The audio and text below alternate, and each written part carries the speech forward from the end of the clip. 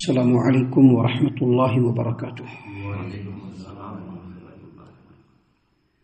اعوذ باللہ السمیع العلیم من الشیطان الرجیم من ہمزہ ونفخہ ونفثہ۔ بسم اللہ الرحمن الرحیم۔ اانزل علیہ الذکر من بیننا بل هم فی شک من ذکری بل لما یذوقوا عذاب ام عندهم خزائن رحمت ربک العزیز ام عندهم خزائن رحمت ربک العزیز الوہاب ام لهم ملک السماوات والارض وما بینہما ام لهم ملک السماوات والارض وما بینہما فلیرتقوا فی الاسباب جند ما ہنالک مہزوم من الاحزاب۔ کیا ہم میں سے یہی ایک شخص رہ گیا تھا جس پر ذکر نازل کیا گیا، بلکہ میرے ذکر کے بارے میں ہی یہ لوگ شک میں پڑے ہیں، بلکہ یہ اس لیے ایسا کر رہے ہیں کہ انہوں نے ابھی تک میرا عذاب نہیں چکھا، یا ان کے پاس آپ کے رب کی رحمت کے خزانے ہیں جو ہر چیز پر غالب ہے اور سب کو عطا کرنے والا ہے،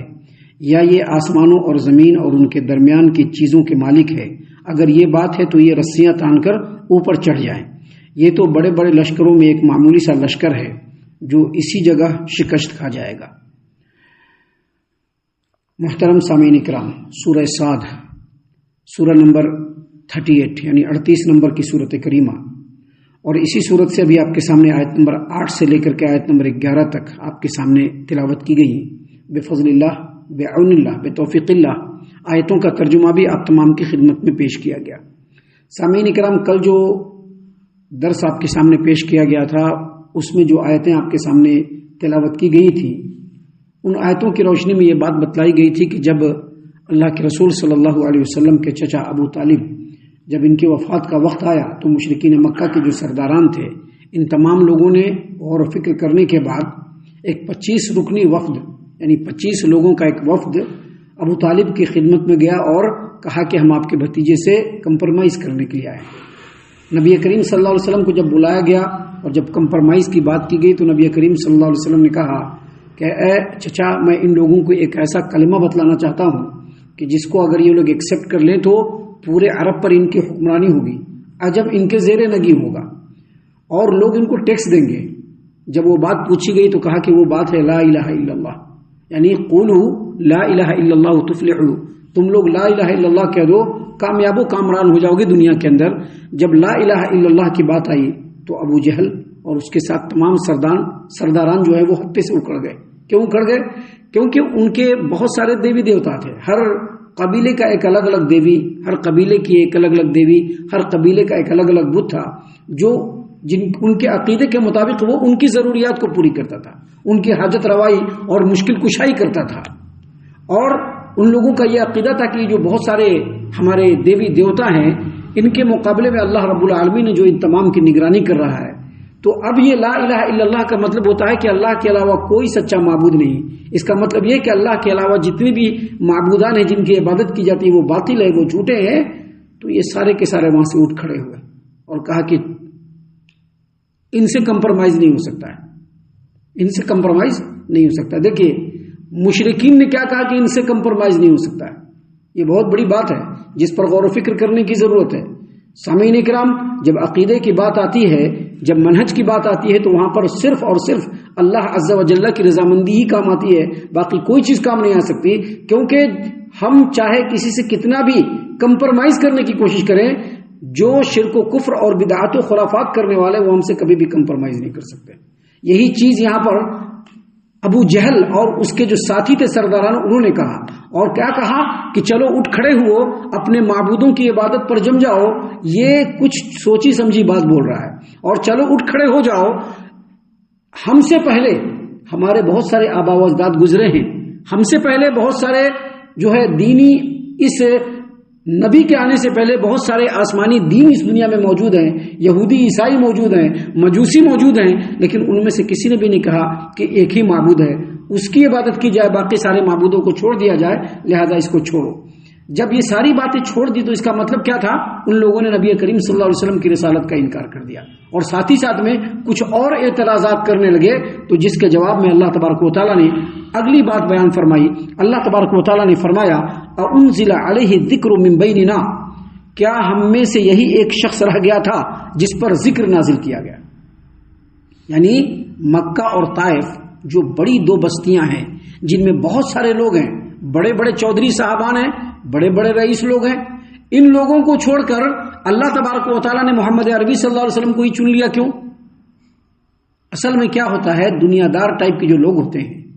ان کے نزدیک عظمت، عزت، رتبہ اور مقام و مرتبے کا جو پیمانہ ہوتا ہے وہ لوگ ڈیزرو کرتے ہیں جو دولت والے ہوتے ہیں یا جن کا بڑا عہدہ ہوتا ہے، دنیا داروں کی نظر میں یہی بڑے لوگ ہوتے ہیں، دنیا داروں کی نظر میں۔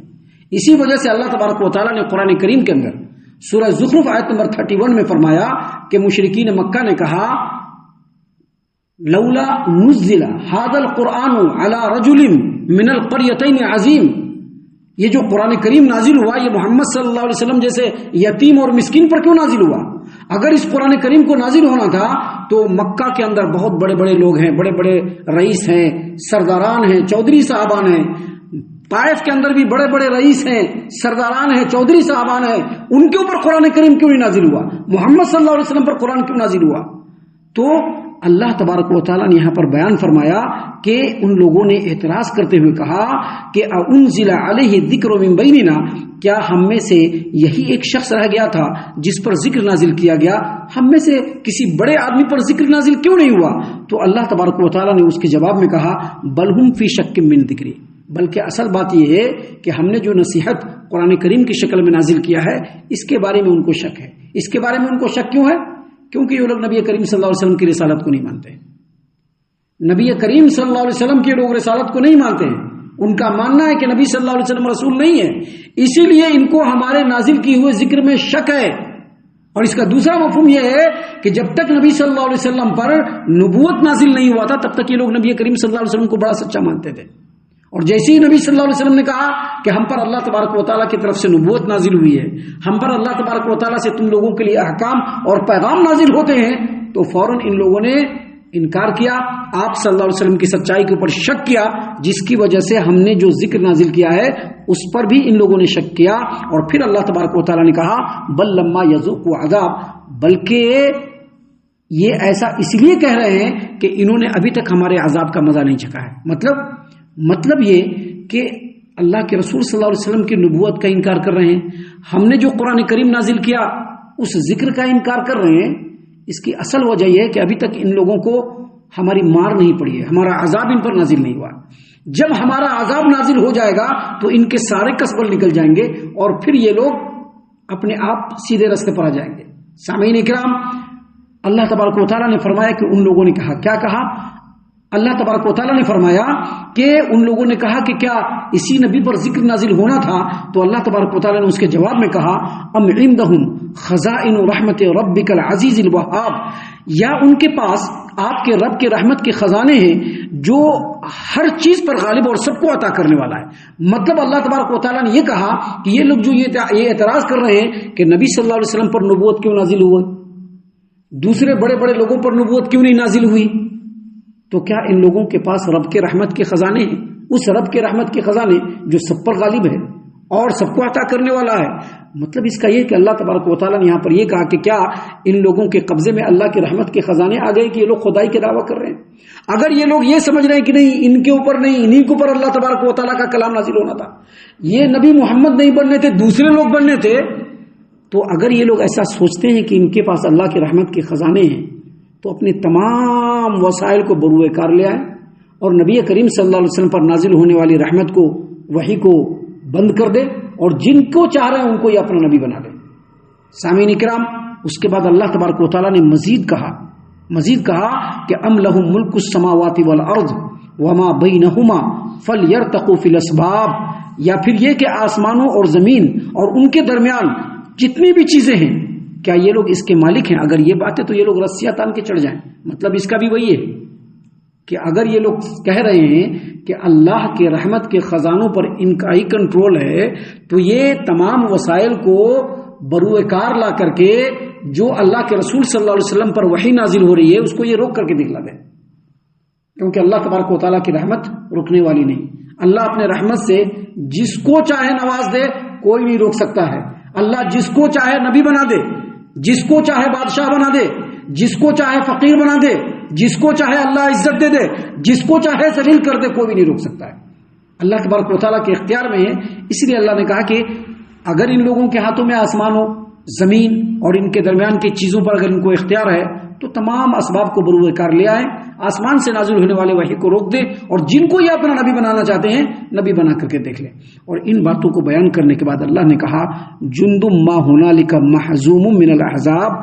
یہ تو بڑے بڑے لشکروں میں ایک معمولی سا لشکر ہے، یعنی مکہ والے بڑے بڑے لشکروں میں ایک معمولی سا لشکر ہے جو اسی جگہ شکست کھا جائے گا۔ مطلب یہ کہ اللہ تبارک و تعالیٰ کے سامنے اللہ تبارک و تعالیٰ کے فیصلوں کے بارے میں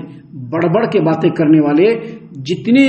بڑے بڑے لشکر، بڑی بڑی جمعیت اس روئے زمین پر ہوئی ہے، اس میں جو مکہ والے ہیں بہت چھوٹے لوگ ہیں،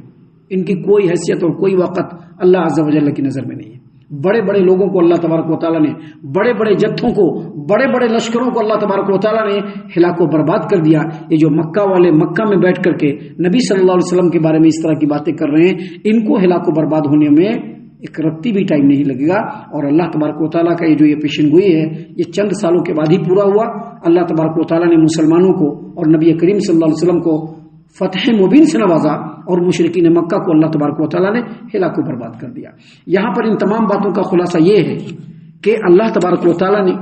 ان باتوں کے ذریعے سے لوگوں کو یہ بتلایا ہے کہ جو اللہ کے نبی کسی قوم میں آتے ہیں تو قوم کے لوگوں کے لیے ضروری ہے کہ اگر وہ اپنی اجتماعی اعتبار سے شان و شوکت کو باقی رکھنا چاہتے ہیں تو وہ نبی کی اتباع کریں۔ اگر وہ نبی کی اتباع کریں گے اللہ تعالیٰ ان کی شان و شوکت کو برقرار رکھے گا۔ اگر وہ نبی کی اتباع سے اپنے آپ کو پیچھے ہٹائیں گے اللہ تعالیٰ ان کو ملیا میٹ کر دے گا، جو مشرکین مکہ کا حال ہوا۔ ابھی آگے اور بھی باتیں جو اللہ تبارک و تعالیٰ نے بیان فرمائی ہے، جس کو انشاءاللہ کل اور کل کے بعد کے دروس میں ہم آپ کے سامنے پیش کریں گے۔ ہم اللہ سے دعا کرتے ہیں کہ اللہ تعالیٰ ہم تمام کو ان باتوں پر خوب غور و فکر اور تدبر کرنے کے ساتھ ساتھ ان باتوں پر عمل کرنے کی بھی توفیق عنایت فرمائے، آمین۔ اللہ تعالیٰ ہم تمام کو صحیح معنوں میں پکا سچا مومن مسلمان بنائے، اللہ اور اس کے رسول صلی اللہ علیہ وسلم کی اطاعت و فرما برداری کرنے والا بنائے، صحابہ کرام رضی اللہ عنہم کے طریقے پر چلنے والا بنائے، جنت الفردوس میں جگہ عطا فرمائے۔ اے اللہ ہم تمام کو جہنم سے پناہ دے، اے رب العالمین ہم تمام کو جہنم سے پناہ دے، اے مالک الملک ہم تمام کو جہنم سے پناہ دے، آمین یا رب العالمین۔ وما علینا الا البلاغ المبین۔ تبارك الذي نزل الفرقان على عبده ليكون للعالمين نذيرا